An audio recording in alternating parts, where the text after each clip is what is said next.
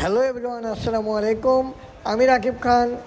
আজকে আবারও হালুবালু করে চলে গেছিলাম আমাদের 500 বছরের ঐতিহ্যবাহী কেল্লাবশী মেলায় যাওয়ার কারণ আপনাদেরকে ভিডিও করে দেখাবো, আপনারা দেখবেন, লাইক কমেন্ট শেয়ার করবেন, যারা ফলো করেননি ফলো করবেন, রাকিব বাবু ইউটিউব চ্যানেল সাবস্ক্রাইব করবেন।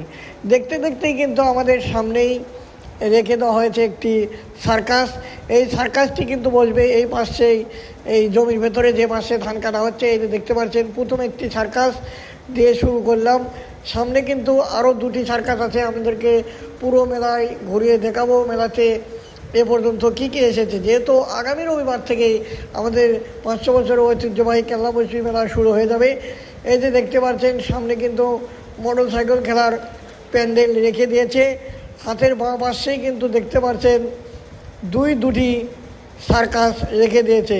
তো দেখতে পাচ্ছেন দুটি সার্কাস রেখে দেওয়া হয়েছে।